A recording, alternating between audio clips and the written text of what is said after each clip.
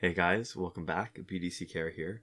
We're back with Season 10, Episode 6 of our occasional Q&A. Well, the funny thing is, all right, so hopefully weekly now. If it had been any other season, I guess, this would have been a Season 11 for all the times that we've actually had breaks like that. Yeah. I think it feels like 5 episodes is too few. Yeah, to do it. Episodes make up a season. Even though it's very arbitrary. It is. So I'm back home for at least the time being. I am in some ways done and in some ways not done the thing that was occupying a lot of my time. Right. But I am trying to have a different schedule. My schedule should be different now, at least a little bit. So and so I am going to be making every effort, and I think succeeding on having this go back to weekly. Right. Yeah. I mean, that's a good sort of takeoff point to talk about what happened in the last little bit. And even before I get into that, what you're watching is footage with Earth 2 Hawk Girl.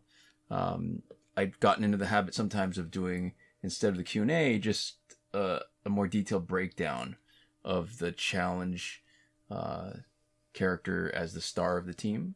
Mm-hmm. And so I feel like I don't want to entirely get away from it, because I want to point out that the one neat thing, I mean, as far as the play goes, it still kind of stinks. The one neat thing that I found myself wanting to do each time I was doing her special 2 was getting as close as possible to the enemy before starting, because what's neat is, if you look at the video and watch the graphics, if there's sort of the default where the regular position of how far she is away from the opponent when she does her special 2. Mm-hmm. And then there is, if they block, you keep on backing off. So you see more and more of her, so you can see all of her with all her wings. But if they don't block, and you keep on getting closer, and you're able to repeat it, like you knock them out and somebody else comes in, and they drop in, you get closer and closer, so it looks like they're like right on top of each other, and you can't even see her face. It's like really just, like it's, I don't know, it's just, listen, it's goofy. Yeah, it is goofy.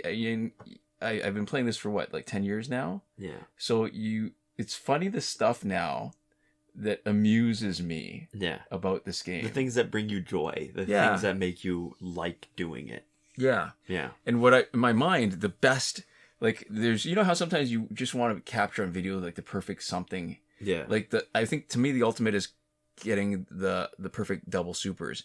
But in the case of Earth 2 Hawk Girl, there's the thing where I was trying to do it so that I would get, somebody would drop in really close after I'd already done a couple special 2s, and they'd have Mother Box, and they would disappear. Mm-hmm. And then you get the perfect picture of Earth 2 Hawk Girl cropped, where you can't see her head, you can't see her legs, and she's just got this gun and she's shooting at nothing because they blinked away from the special. It never happened yet, but there was a couple of sort of the intermediate establishing close shots. Calls. Well, it's just never got that close, but there were a couple that were pretty fun that way. So that's the high that you're chasing. Yeah, that's the high that, well, you know what, it is funny, right? Like, because there's a point where if you keep on playing it, the goals that the game has set for you, that the game has told you this is what you are meant to do, they either no longer appeal or they've already been achieved. Yeah. And you can set other arbitrary goals, like, and some people set other ones that are more obviously in line with what the gameplay should be, right? Like people who want to finish Survivor. I just have no patience for that it's anymore. It's like that quote where it's like, and whoever like stood on the mountaintop and wept for there were no more worlds to conquer, right? After a certain point, you've done all of the official stuff. Yeah. And I mean, technically, I guess finishing Survivor would still be the official thing. The new Survivor would still be an official thing. Yeah, that's true. But I just, again, there's just... You're not motivated to do it. Not motivated. There's no joy in it for me, especially now that, like, to me, there's joy in using every character. And I should ask, or so if you're listening to this and you're watching this, I can't promise you that what you asked for I will do, but I'm looking for some input and maybe some discussion around this for whoever's watching this. So we've got 3 characters that we missed on the cycle that we started November 17th, 2022, which is, what's that? More than 9 months ago. Yeah. Of using every challenge character during their challenge week and making them the star. Not just using them as part of the team, but making them something, either the star, something integral where they're sort of the main damage dealer. Yeah. Even like crappy characters, like people who are mainly defensive. Yeah. So I want people to chime in, because I think we've only got 2 or 3 more weeks left of challenge characters that we haven't done during this cycle, but there were 3 that we missed during the whole sort of sequence, right? Yeah. And whether people want us to wait until they come around again. Or just clean them up now. Just clean them up now after we finish the ones right before Luchador Bane. Because we started with Luchador Bane, I think. Okay, so there we go. Yeah.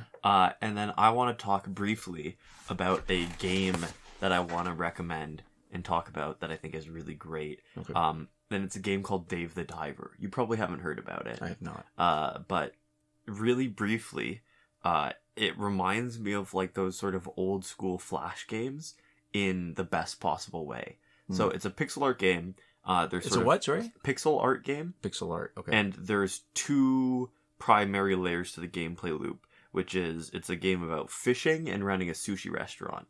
And so in the fishing part of it, you are doing harpoon, like sea fishing, where you're swimming around underwater and harpooning fish and like fighting like sharks and other certain aggressive fish. And then fish that don't want to be eaten. Yeah, and then during the evening, none of them I think want to be eaten, but you're either chasing them down or fighting them if they're aggressive. Right. And then during the evening, it is kind of like a light sim sushi restaurant thing where you start out you're not like the actual like sushi chef, you're like you're bussing tables and like choosing like the menu and stocking stuff. Right. And I say start out, and then I sort of shied away from talking about more of the stuff because it's fun. The basic gameplay loop is good and it's relatively satisfying. I like the fishing, the exploring is fun, the ingredient collection, and I like those sort of like light sim elements of like making money, optimizing your stuff. Like you can upgrade your sushi. If you have like excess fish, you can upgrade it so that it makes you more money. And excess fish? Yeah, so like you get. So in my mind, if you had excess fish and not enough rice, it would be sashimi. So you start out actually not even needing rice. And again, that's almost like a spoiler in and of itself. But because the thing that's really, really well done about it is that it, for like the entire run, and it's not a very short game, but I'm told that it just keeps going forever, is that they keep adding new layers and mechanics on top of things. And so there's little sort of stuff that you would expect. Like there's specific sort of challenges in terms of ingredients or things you need to do for your restaurant. And that introduces these sort of like quest elements into the actual like fishing part of it, where you need to find specific, people, specific like resources like underwater. But then there's like an absolutely ridiculous amount of extra content. You think you're done, and then there's a whole other game mechanic that gets added over and over and over again. And like the thing that's like not a spoiler because you get it so early is you have a phone with a bunch of apps, and when you start out, a bunch of these apps are locked and you can just kind of see their icons a little bit, and it's partially obscured by the lock, and like every single one of those icons unlocks, and a lot of them have like a surprising amount of stuff you can do with them. And the other thing that I'll say that is like the least amount of spoiler probably for it is that like there's a game icon, and then you unlock games, and there's multiple games that I think I looked it up, and some of them have like potential like gameplay benefits, but there's multiple games that you can play on your phone, and including like a Tamagotchi style like take care of a fish game, and they're just totally separate from it. And so there's just like there's layers after layers after layers within what like each like thing, like the restaurant game, like half of it, and the swimming half of it, you keep unlocking new stuff. Right. And there's these moments where it opens up and I go, oh my god, because it's not just like a new area or like a new fish or a new whatever, where I'm like, is this what they're gonna do with it? Is this how much new stuff that I just got to? And it's like I feel like I found like a whole new sort of thing that could have been like a smaller game in and of itself, or could have been like you and I think it may be kind of too much for some people. I think some people might not want to keep having new stuff. They want like the loop in for it to be what it is. But for what it is, it feels like, again, that kind of like Flash game style thing where they just focus on something that works. They have this like really tight loop, and then it feels like there's been so much sort of extra effort and love and stuff packed into it, and it's a very sort of like maximalist experience where they kept putting stuff on top of it. So did you choose to talk about this game after you read the questions, because it feels like it ties in perfectly with the question with that the we first get later. question Yeah. of the week. Or the second question of the Yeah. week. Actually, we'll make it the first question. No, it turned out to be really related, but I talked about it because I'm playing it. I don't have time to play, or I haven't had time to play very many games. That was one game that I played sort of here and there. Right. And I found it to be a lot of fun and really sort of exciting, and it kept me coming back for more. Right. Because I saw a bunch of people like talking about it on Twitter and other places, and it's just, if you look it up and it seems like the kind of thing you'd like, Right. it's like very very solid, and it actually is even more relevant to the question because I'll read the question, but they've been doing updates to kind of fix like little quality of life stuff, and that's been one of the things, is because there's so much stuff that some of the actual mechanics end up not being as fun. That's the other thing, is that it's not a consistent game. It's good, but all the parts aren't equally as good, right. But I guess the good news is other than the two main mechanics, you're not really forced to engage. You must have read this, because I feel like you're using phrases from the question. Well, of course, even I read all the questions before we go through, just in case there's something that I don't get, or whatever. Right. But so the first question comes from K31 Wiz, who used to be Mark Corn. Yeah. So new name, and they say, I think the best thing they could have done is implement some quality of life changes like bug fixes, automatic anti-cheat, or just report/ban tool, gear preset to avoid searching for an exact gear, and so on. I get that it will not be groundbreaking and people not suddenly come to play this game because of those things, but I as a player would appreciate those things a lot, and it will make my and many others' experience much more fun. Sorry, I don't know what UPD means. I know I read this, but... Right, I don't know what that means either. Is that a common internet saying, like shortcut? Whatever. But anyways, they say, I get that people would want buff/nerfs to some gears or characters, or just for the developers to add new characters and gears, but I do not want to mention this because we all know that many grinders build their collection in a certain way to get benefits from their characters and gears, and any change could potentially ruin whatever ideas those people initially had for their progress. There are quite a lot of things that make it just as great as a mobile game, and it's really sad that the game is in such a state of clinical death. There is so much content and possibilities in the sandbox aspect. I personally love it, as you can treat it as a card collection game where eventually you would be able to collect most of the things with just your time, not real money, as well as competitive game with grinding and heavy thinking and planning involved. Let's keep this game alive as long as we all possibly could do. And then they say, I'm doing some vids at KeyWiz31 just in case XD. And I think for Mark, we're more than happy to give that sort of shout out. Right. Regular commenter, clearly in it for the love of the sport, right? Okay. As a member of the community, not just for, making a YouTube channel, which unfortunately I think Injustice is maybe not the place if you're trying to start a channel and reach any sort of larger base. But that I'm glad that there's people like Mark who are still in the space who are excited enough about it to want to start a channel. So absolutely happy to send some people your way. As an aside, I know that this is not what it stands for, but the first few hits for UPD, there's the University of the Philippines Diliman, there's uniparental disomy. I don't even know what that is. Well, what Wikipedia tells us is it occurs when a person receives 2 copies of a chromosome or part of a chromosome from one parent and no copy from the other. Oh, okay. So again, I'm pretty sure that's not what Mark is talking about. What are genomic imprinting and uniparental disomy? Wow. You know that you're in like a real nerd rabbit hole when somebody says what are in that context, because it's grammatically correct, because you would say what is genomic imprinting and uniparental disomy, but because it's 2 things you have to say what are, and it sounds so wrong for like casual English. Right. But whoever is writing this clearly needs it to pass some sort of like peer review standard, or they're just enough of like a broad nerd that being precise in their language is also very important to them. Yeah, that's funny. Yeah. I was thinking about this question from Mark for a while, and what's interesting to me is that we've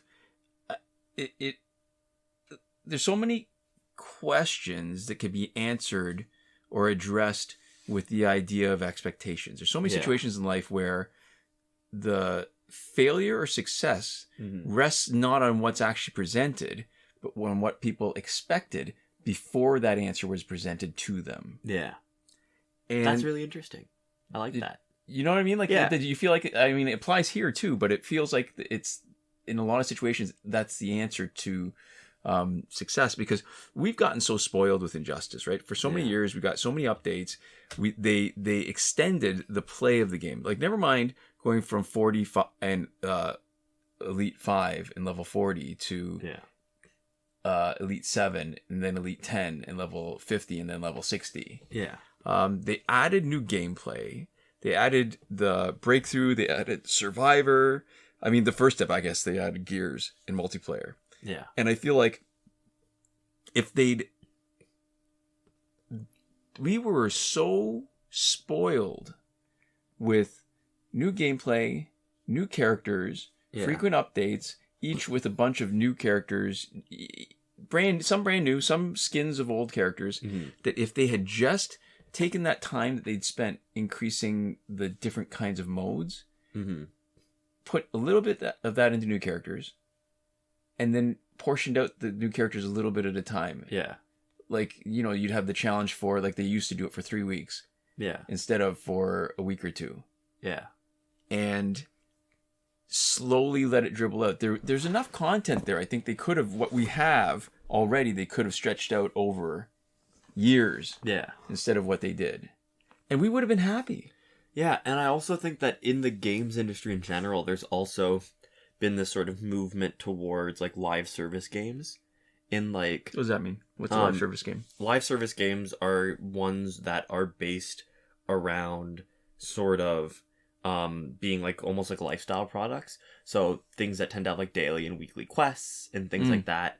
Essentially, like, I've heard them described as, like, chores, right? Have reasons to come back and to have, like, this constant stream of new content. And, like, one of the really sort of prominent examples is Fortnite. And one of the things that Fortnite has done is have content totally leave.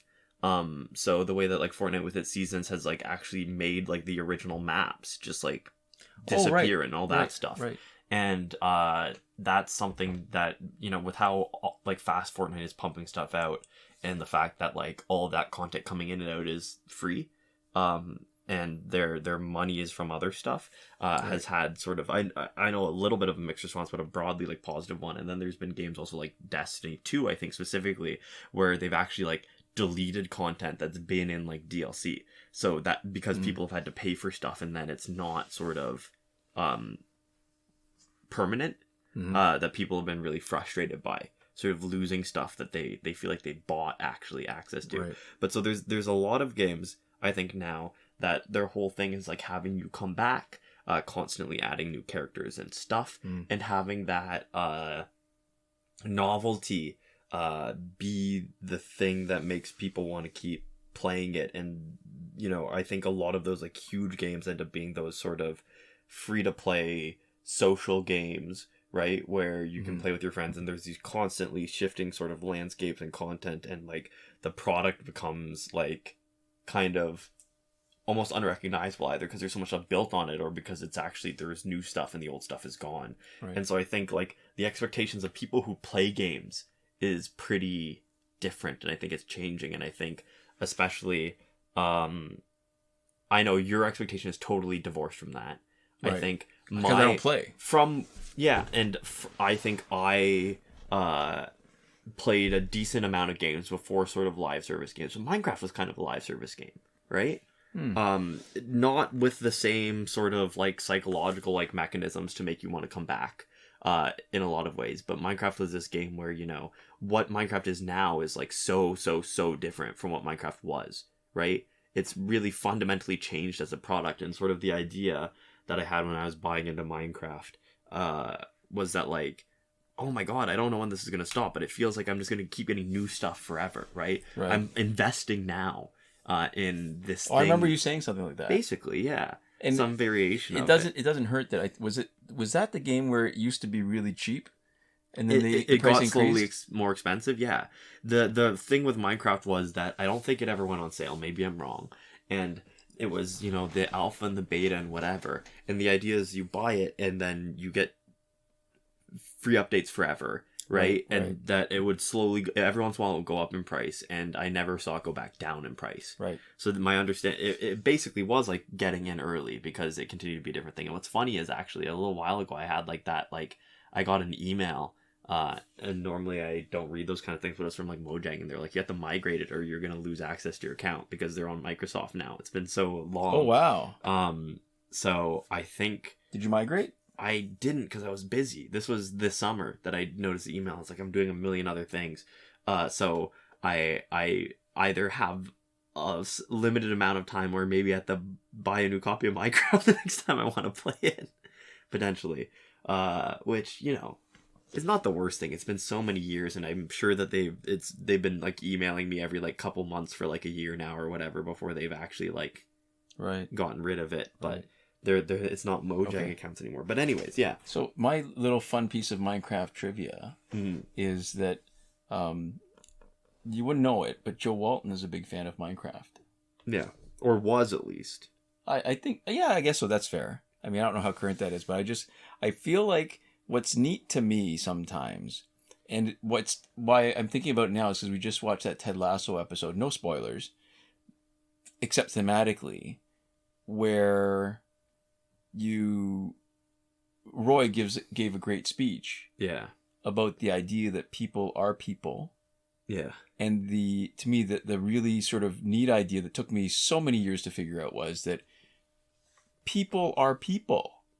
Like, you know, all the people that you might see that are famous, that do stuff that you think is amazing, that are notorious, that are whatever, they're people. Yeah. They were the paste-eating kid in kindergarten. They were like, you know what I mean? Like all those people that you knew, some of them end up doing big things.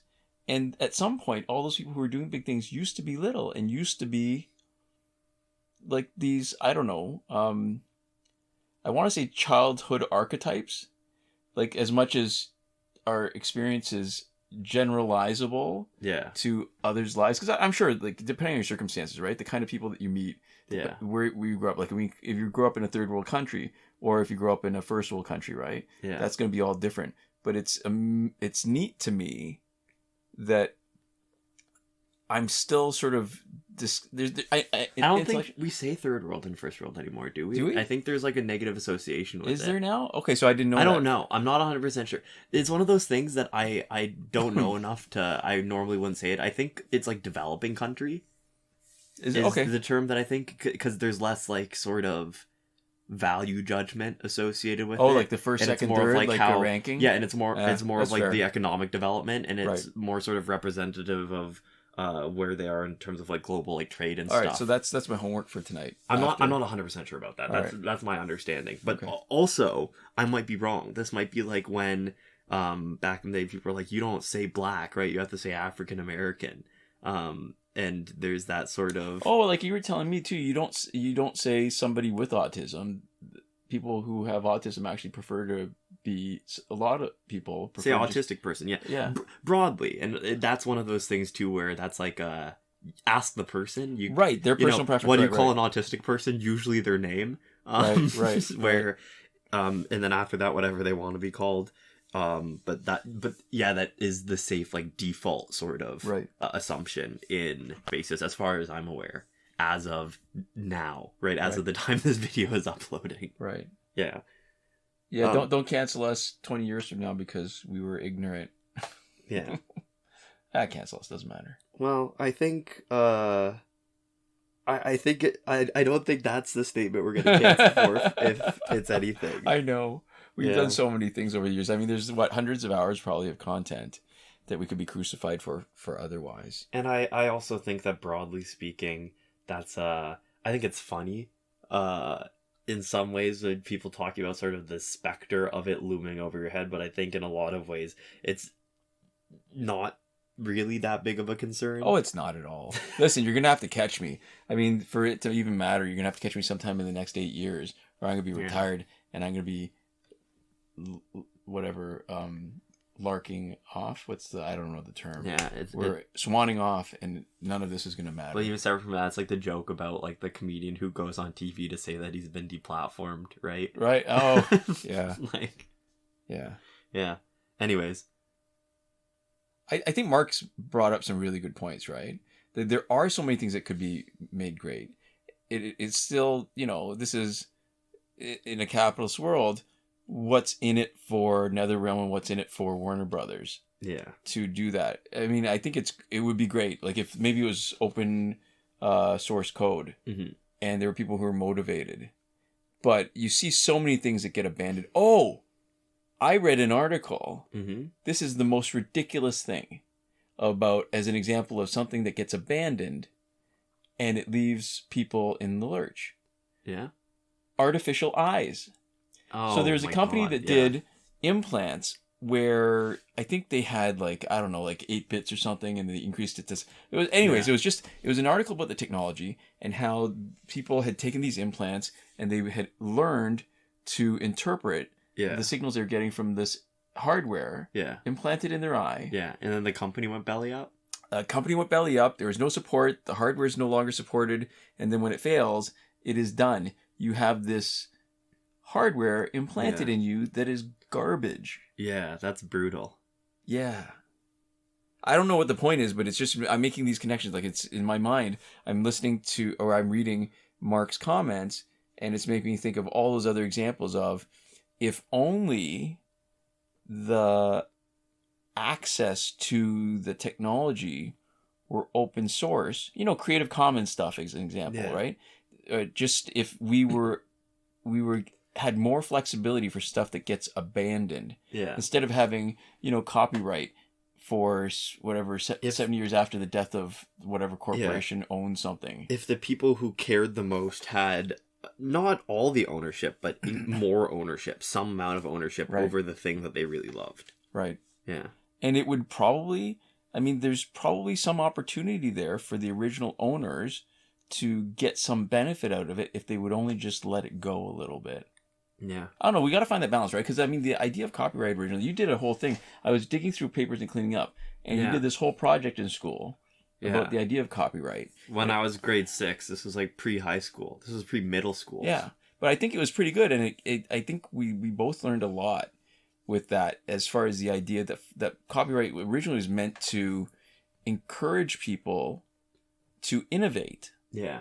And I think when you have copyright that lasts too long, it does the opposite. Mm-hmm. It stifles creativity because maybe that individual might want to, but it stifles the ability to build upon one discovery or one invention and even make something better. Well, yeah, I think that's a problem that we end up with a lot of systems in our sort of world, which is that, like, ideally the things that we make should benefit people. But the world is complicated enough that there are often enough perverse incentives that instead of the systems broadly benefiting people, they sort of have specific benefits around groups of people and like power structures, and often end up being sort of from a utilitarian perspective worse, and from like a kind of like humanistic perspective like a lot worse, like hostile design, right? You see a lot of those like benches and things that are just made so that people can't like lay down on them, and it is primarily for like houseless people. Right, so you're talking public benches. Yeah. Right. Or like the way that like parking lots are often like patrolled and closed, right? So that you can't sleep there overnight. Or how some hardware for cars, for example, or farming equipment, they copyright the software on it. Yeah. They put it makes it illegal to do your own repairs. Yeah. To make your own adjustments or improvements. Mm-hmm. Yeah, but so like copyright law theoretically is for encouraging innovation, right? To let people get value from the things they create. To encourage them to create more. And in a lot of ways, specifically, it's so that like some like organization with more resources can't just roll you over, right? And take everything of value you make, and because they have more resources than you, just make more money off it than you. And that's sort of the noble theory, and then oftentimes it is used so that corporations can continue to hoard sort of value, and it doesn't really do anything positive for anybody except for make those corporations get more money. Anyways, but yeah, I think it's interesting, as thinking about the question sort of specifically in like the quality of life things, right? And kind of imagining that there's a limited amount of work that like man hours or work hours, I should say, that could be put into the game, right, in its life cycle, and how, like, what the balance I would have liked for new content versus like, and like maybe trickling it out slower versus like working on those like quality of life things. And I think it does drag a little bit when you think about Injustice and like swapping teams and like swapping gear. That like process isn't fast. I think even with like all the sorting tools, there's a lot of stuff in the game that goes pretty dang slow and is very sort of like tactile. Like you really gotta our next question, which we'll get to. Are we gonna get to? Do we? I mean, we can answer it briefly. It's not a long question. We don't have to talk about it now. But is from It's Kia. They say, how many augment cards do you need to max out a character? The process of using augment cards is a little miserable to get them all the way maxed out. Like, it's slow, especially if you're doing it all at once. I mean, never mind. Yeah, if you're doing it all at once. But even if you didn't do it all at once, I mean, when you think about it, it feels like that's worse.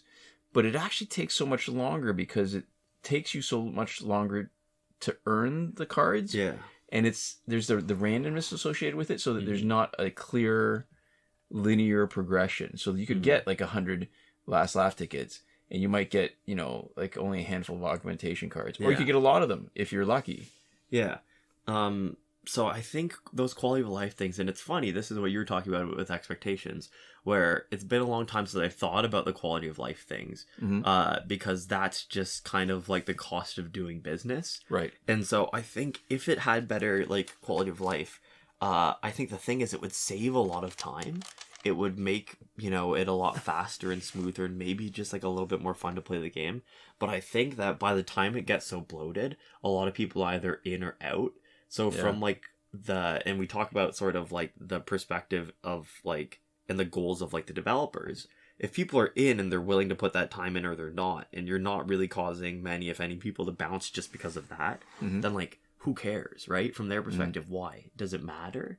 Is there any benefit to putting it in? So it's an interesting question. I think I definitely would have liked to have a little bit of that structure in place better, but I think it's funny, and it's a good thought to have, especially because it's so sort of background noise for me that I would never have thought of that, even as like a thing to ask for. Yeah. And I don't mind it. I actually don't mind. I feel like I want the fights to go faster. That sort of mindful consideration of what gears I'm putting on somebody. Yeah. And maybe it's because it's the last 9 months that I've been doing this, because I've been using characters that I really actively disliked. Yeah. Never mind putting them on the team, but trying to make them the star of the team. Yeah. It's opened my eyes to the possibility of a lot of things that I hadn't considered before. Like, I hadn't realized until I played with characters that were not great, that Tantu Totem, Master's Death card, plus Claw of Horus gives you an extra hit. So the way Master's Death card does like 10 pitter-patter hits, Claw of Horus does that last hit that pushes you over the second bar of power. If I hadn't been playing with the character that I needed to do that because the rest of the team sucked, and there was no synergy, then I wouldn't have realized that. And it feels like when I say it, it's like a minor point. Yeah. It feels like a bigger point. And it's that kind of nuance to me is like when people, spend a lot of time drinking wine or drinking a specific type of liquor, and they get so engrossed in the specific thing that they notice these little tiny nuances that nobody else cares about. Yeah. I love that. I think it's just, I don't know. What was my point? What were we talking about? I don't know, but I agree that like being able to sort of see the world in a little bit of a different way for being so into something. So I guess I don't like the loading screens. There's certain things I don't like that take longer. I mean, I'm so glad they got rid of challenge coins. Like, there's certain things that were just not worth the trouble. But I think having to look at your gear every time and flipping through it to pick them is okay for you. I like that. There's something interesting, about meditative. It is. And I guess part of it is that we've been maybe a little bit spoiled because we spend a lot more of our recharges so that we don't spend a lot of time having to switch teams if we don't want to, and we could just keep on playing with the same team just until we get a better feel for it, instead of like when you change too much, you don't really get the same sort of familiarity, because we've both banked up and bought recharges as a way of supporting the devs. Right. Yeah. Although that was sort of in the days where it was still updating. The sort of value of sending money their way is not super clear anymore when, I don't think that money's going to anybody who's working on the game. Right. It might just be going to pay for the servers. Yeah, and when we said supporting the devs, I think it's more of like sustaining the viability of having devs on it. Right. Not, that money wasn't going directly into their pockets. Right. But yeah. So I guess to finish up with this question, we'll answer the other one quick, but KeyWiz31 on YouTube. It's a YouTube channel that you can consider checking out. I haven't watched any of the videos yet, not. So this is not an endorsement of the content necessarily. But I think I can give... But it's an endorsement of the intent. It's an endorsement of the intent, and I think we can give an endorsement of sort of the person making the content as somebody who is earnestly a participator in the community and somebody who really cares about this game, which I think I respect enough to at least say it's worth checking out, and I probably will check out videos at some point. What I'll say is I'm gonna watch more of Mark's videos than I watch of our own. That's true. Yeah. But so quickly from Itsukiya, how much augment cards do you need to max out a character? And there's sort of 3 answers to this, right? Because health and damage are the same, and then crit damage and crit chance are different. Right, so when you say the same, you got to look at the base stats of a card. So that means when they're level 1, elite 0, they have stats on their card. Yeah. And those stats can be augmented by the augmentation card. So health and damage can be augmented by 300 plus 300. Yeah. So the higher level cards, the percentage augmentation of 300 is not as much. On the lower level cards like a bronze, the percentage augmentation is really high. Yeah. And for both of those, there's major, medium, and minor. But then the other thing actually is when you look at the net number, because of the way that golds have their stats increase as they level, the actual difference in the overall number will be greater for gold. So that 300 extra points will correspond to more total health. Right, and more total attack. So it's it's a smaller percentage, right? But it's a larger sort of total number. Absolute number, yeah. So damage and health can both be increased by up to 300 points. And then there's major, medium, and minor augments for them. And a major is add 8 to that base damage. Or health, yeah. Or health, which would require 38 to fully max out. Yeah. Mediums add 4, which would require 75 to fully max out. And minors would give you +2, which requires 150. Yeah, so the important consideration is not necessarily how much each one, because very rarely you're going to be using one type of augmentation only. I think the key to me is that you don't waste any. Yeah. So if you only need another +4 +6 to increase it, then spend a medium and a minor. Don't spend a major and waste +2. Like anything that you waste of any augmentations is more painful and more costly than other things. So the lower ceiling for damage or health is 38, and the highest ceiling is 150. Right. And so that's damage and health. Do you want to handle crit damage and crit chance? Right. And so I've seen people complain that crit damage and crit chance are augmentations are harder to get. And it's probably true. And there's a reason why. Crit damage can max out at +100 only. And so the major is still 8, 4, and 2 as a increase. But that also means that you need a third as much of the number to be able to do it, right? Because you're not increasing by 300, you're increasing by 100, and each of the augmentations increase it by the same 8, 4, and 2. So crit damage those cards should be less common because it'll take you less of them to max out. Crit chance is even more interesting because crit chance maxes out at 50. Now the major, medium, and minor are 5, 3, and 1 instead of 8, 4, and 2. So it's less, but despite that, it takes way fewer cards to max out. So you only need 10 major crit chance augmentations or 17 medium or 50 minor to max out your crit chance on any one character. So, it's interesting in theory. The most important thing is really that those minor ones, don't